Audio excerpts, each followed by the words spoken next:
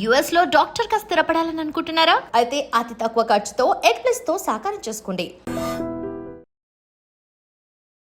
Hi hello నమస్తే, welcome back to our channel. నేను మీ Vaishu.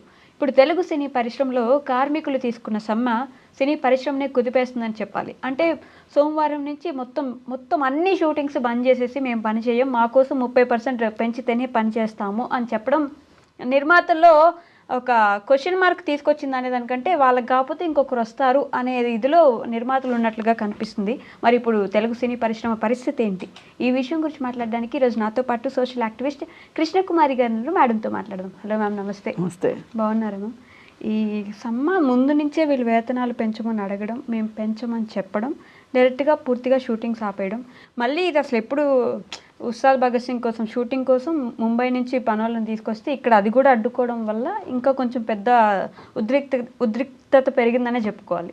So ఏం జరగబోతుంది అంటారు మ్యామ్? ఇప్పుడు ఎక్కడైనా ఒక కార్మికుడికి ఒక కార్మిక సంఘంలో ఉండే హక్కు, కార్మిక చట్టాలను అమలు చేయమనే హక్కు ప్రతి కార్మికుడికి ఉంటుంది.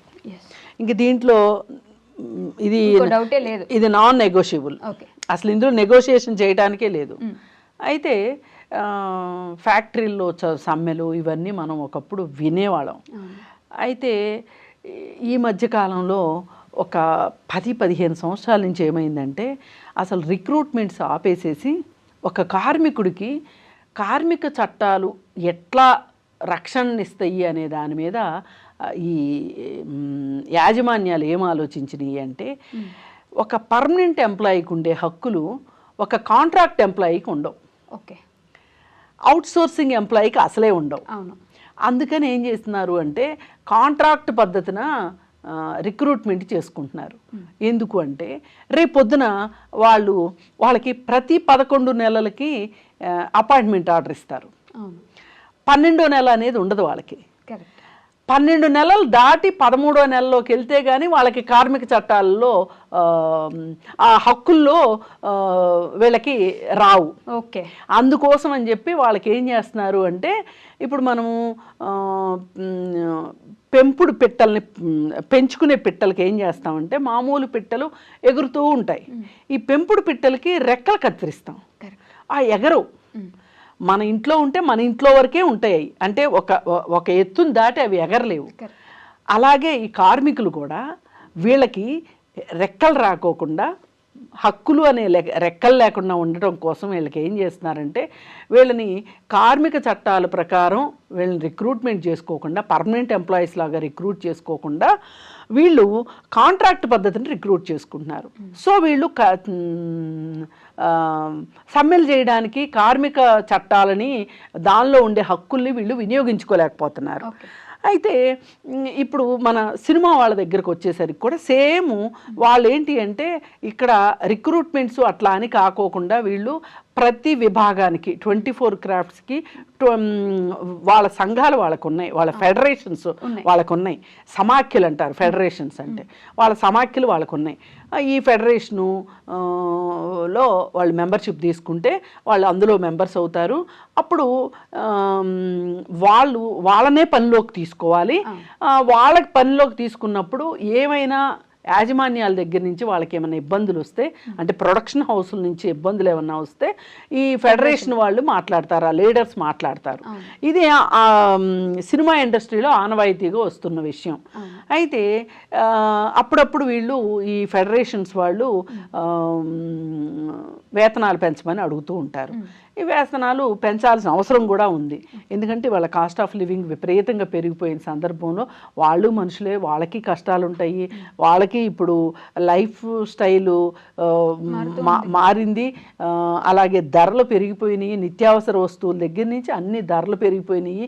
మరి వాళ్ళు కుటుంబాలను పోషించుకోవాలి అంటే ఇవాళ పిల్లలు స్కూల్కి పంపించుకోవాలన్నా, హాస్పిటల్కి వెళ్ళాలన్నా, ఏం చేయాలన్నా వాళ్ళకి డబ్బులు కావాలి కదా. ఉద్యోగస్తులు వేతనాలు పెంచమని అడిగినట్లు వీళ్ళు కూడా వేతనాలు పెంచమని అడుగుతున్నారు.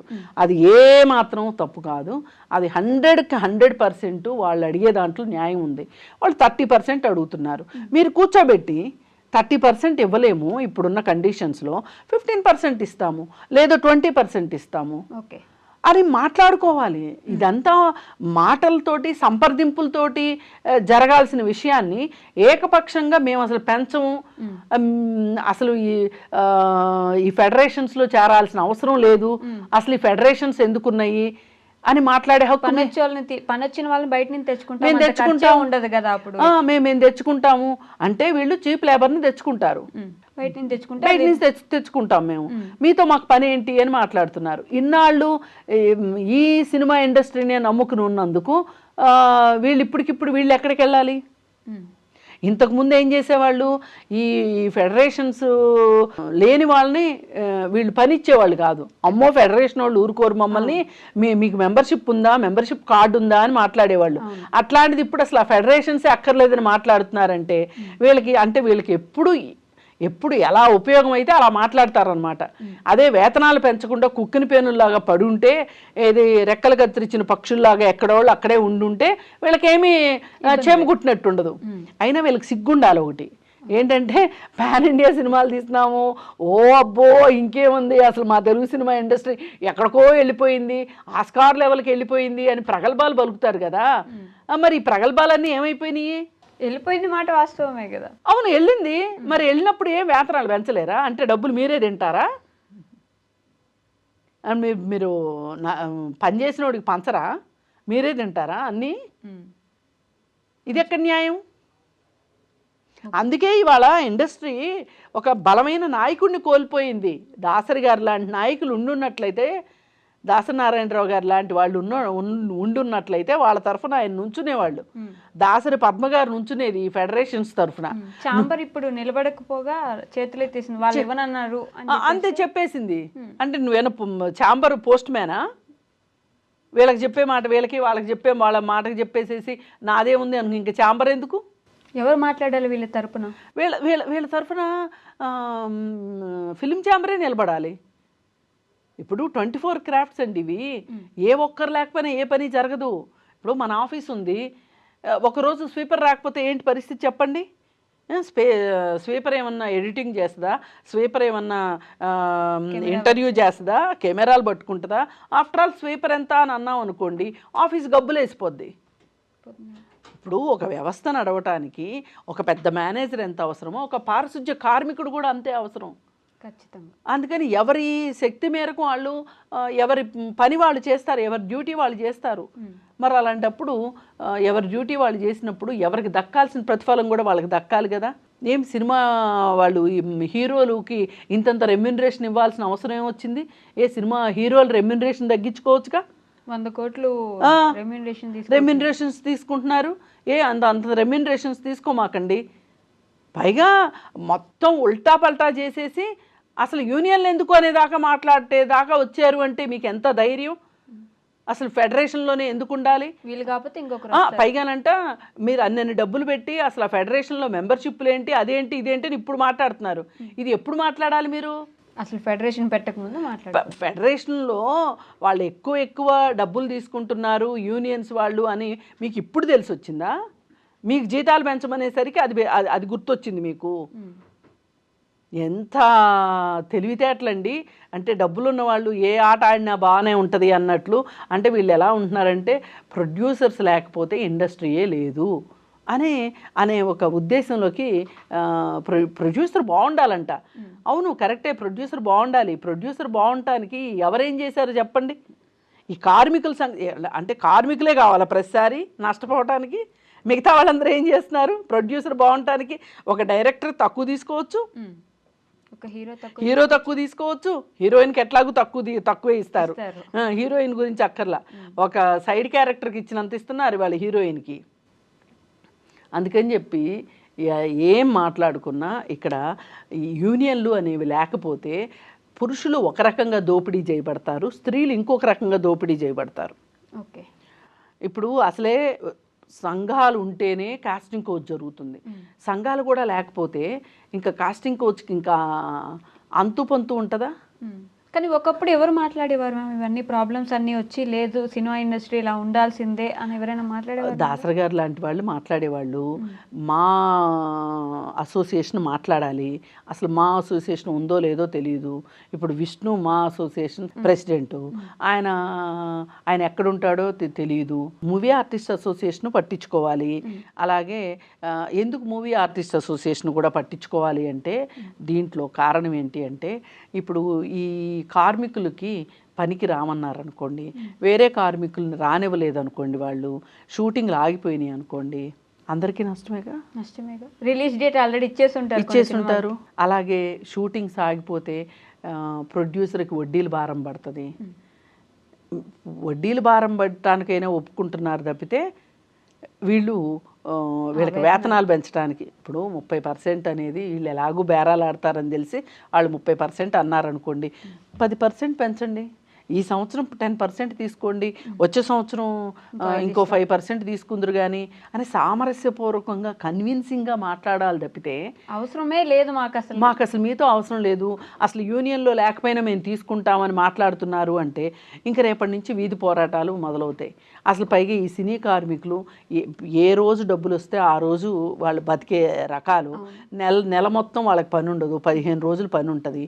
వీళ్ళు ఏమనుకుంటున్నారు అంటే వీళ్ళకి కడుపు మాడితే పొట్ట మాడితే చచ్చినట్టు వాళ్ళే వస్తారు. ఇప్పుడు వాళ్ళు వచ్చిన తర్వాత ఇప్పుడు ఫెడరేషన్స్ ఎందుకు అని, యూనియన్లు ఎందుకు అని మాట్లాడుతున్నారు కదా వీళ్ళు. అవి కూడా లేకపోతే ఇంకా తగ్గించి ఇచ్చినా చచ్చినట్టు పనిచేస్తారు. ఓకే, వాళ్ళని దోపిడీ చెయ్యాలి అంతే. ఆ దోపిడీ కోసమే వీళ్ళు తెరదీశారు. మీరు వేతనాలు పెంచమంటారా? ఓకే, మీ తోకలు ఎట్లా కత్తిరించాలో మాకు తెలుసు, మీ రెక్కలు ఎట్లా కత్తిరించాలో మాకు తెలుసు. కానీ వేతనాలు పెంచడానికి అసలు ప్రాబ్లం ఏంటి మ్యామ్? అంతంత రెమ్యూనరేషన్లు ఇచ్చేవాళ్ళు, అంత కోట్లు పెట్టి సినిమాలు తీసే వాళ్ళకి చిన్న కార్మికుడికి ఒక 10% వేతనం పెంచితే ఏమవుతుంది? ఇప్పుడు ఇంతలాగా ఆలోచించే వాళ్ళే ఉంటే అసలు కార్మికులకి ఇన్ని కష్టాలు ఎందుకు ఉంటాయి? కార్మికులకు ఎందుకు కష్టాలు ఉంటాయి చెప్పండి. ఇప్పుడు ఒక ఆఫీస్లో ఒక మేనేజర్కి ఇవ్వటానికి డబ్బులు ఉంటాయి, కింది స్థాయిలో పనిచేసే వాళ్ళకి చేతులు రావు. ఇది ఒక యజమాని మనస్తత్వం. ఇది ఇంతే. ఇది ఈ వీళ్ళని పెట్టుబడిదారులు అంటారు. అంటే బిజినెస్ పీపుల్ లక్షణమే ఇది. వాళ్ళకి ఏంటి అంటే ఎక్కడి నుంచి తక్కువకి మనకు వస్తుంది, మనం ఎక్కువకి మనం అమ్ముకుంటాం, ఎక్కువ డబ్బులు సంపాదిస్తాం, తక్కువలో జనరేట్ చేసి ఎక్కువకు అమ్ముకుంటాం, ఎక్కువ డబ్బులు సంపాదిస్తాం. సినిమా కూడా అంతే. ఇప్పుడు నిర్మాత అని మాట్లాడుతున్నారు కదా, ఈ నిర్మాత ఎంత తక్కువలో సినిమా కంప్లీట్ చేసి ఎంత ఎక్కువ డబ్బులు సంపాదిస్తే అంత మంచిది. దీని గురించి సినిమా హీరోలు కానీ పెద్దవాళ్ళు కానీ డైరెక్టర్స్ కానీ ఎందుకు ఎవరు నోరెత్తి మాట్లాడట్లేదు అంటారు? అదే ఇప్పుడు ఫిలిం ఛాంబర్ ఉంది కదా, ఫిలిం ఛాంబర్ ఇన్వాల్వ్ కావాలి. ఫిలిం ఛాంబర్ చేతులు ఎత్తేసి చెప్పింది, జస్ట్ ఇట్లా వాళ్ళు ఇవ్వనన్నారు అని చెప్పేసి చెప్పింది. అదే అంటున్నా, మీరు ఉండాల్సింది పోస్ట్ మ్యాన్ ఉద్యోగం కాదు మీకు. మీరు వాళ్ళకి వీళ్ళకి మధ్యలో సంధానకర్తలుగా ఉండి మాట్లాడి పరిష్కారం చేసి ఒక పరిష్కారం సమస్యను తీసుకెళ్ళాలి తప్పితే సమస్యని మీరు అలా వదిలేసేసి పారిపోయింది ఒక రకంగా ఫిలిం ఛాంబర్. ఇవాళ పారిపోయినట్లే ఫిలిం ఛాంబరు. అది కరెక్ట్ కాదు. ఇప్పుడు వాళ్ళు ఎప్పుడు పారిపోయే లక్షణమే ఫిలిం ఛాంబర్కి. ఒక మహిళ సమస్య వచ్చింది అంటే పారిపోతారు. ఇంకోటంటే అసలు ఇప్పుడు మరీ అసలు తెలుగు సినిమా ఇండస్ట్రీ, మా అసోసియేషను, ఇప్పుడు ఈ ప్రొడ్యూసర్స్ కౌన్సిలు, ఇవన్నీ వీళ్ళందరూ అసలు ఎక్కడ ఉనికి లేని వాళ్ళలాగా అయిపోయారు. పెద్దవాళ్ళందరూ దాదాపు రెస్ట్ మోడ్లోకి వెళ్ళిపోయారు.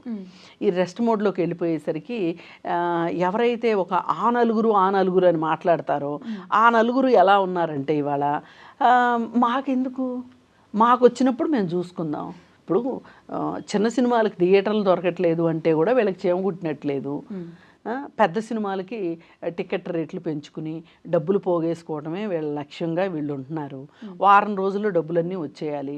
మీకు కావాలి అనుకుంటే ఒక ప్రొడ్యూసర్కి, ఒక ఎగ్జిబిటర్కి వీళ్ళకి డబ్బులు కావాల్సినప్పుడు, ఫైనాన్సర్స్కి డబ్బులు కావాలి అనుకున్నప్పుడు మట్టుకు మీరు టికెట్ రేట్లు పెంచుకుంటారు. అప్పుడైతే కరెక్టు. కార్మికులు వేతనం పెంచమంటే మట్టుకు తప్పు. అందుకని చెప్పి ఈ ద్వంద్వ ప్రమాణాలు అంటారు వీటిని. మా ఇంటికి వస్తా ఏం తీసుకొస్తావు, మీ ఇంటికి వస్తే ఏం పెడతావు అనే, ఏమిస్తావు అనే పద్ధతిలో ఇవాళ ఇండస్ట్రీ ఉంది కాబట్టి అంతే. Use and throw. Use and throw. అంతే, యూజ్ అండ్ త్రో.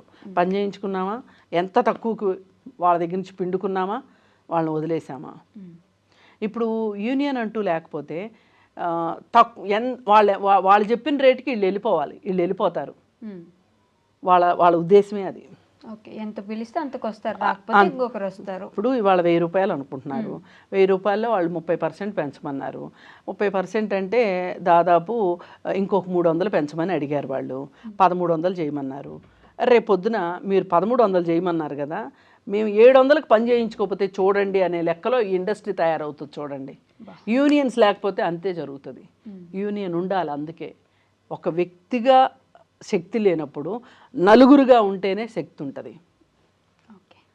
అందుకే మళ్ళీ మళ్ళీ చెప్తున్నాను, ఇది మహిళలకి ఇంకా నష్టం చేస్తుంది. ఎవరన్నా ఉండి సంస్థగా మాట్లాడితేనే దిక్కు దివాణం లేదు వాళ్ళ మహిళల సమస్యలకి. ఇట్లాంటప్పుడు ఇంకేమి ఉంటుంది, రక్షణ ఏముంటుంది వాళ్ళకి. ఓకే, పురుషులకి ఒక రకమైన నష్టం, స్త్రీలకి ఆర్థికపరమైన నష్టాలే కాకోకుండా కమిట్మెంట్ కూడా పెరిగే అవకాశం ఉంటుంది. కమిట్మెంట్లు ఇమ్మనే అవకాశం కూడా ఎక్కువ ఉంటుంది.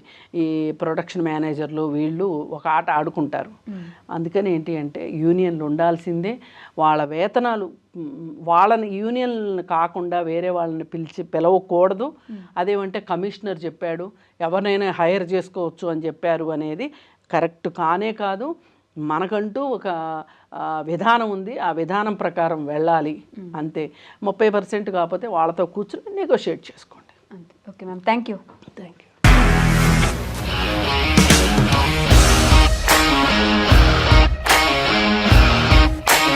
ఇండస్ట్రీలో కమిట్మెంట్ ఇష్యూస్ వస్తే నీకు కూడా వచ్చినట్టు? మార్నింగ్ తీసుకెళ్ళాలంటే కొట్టి పడేస్తారు.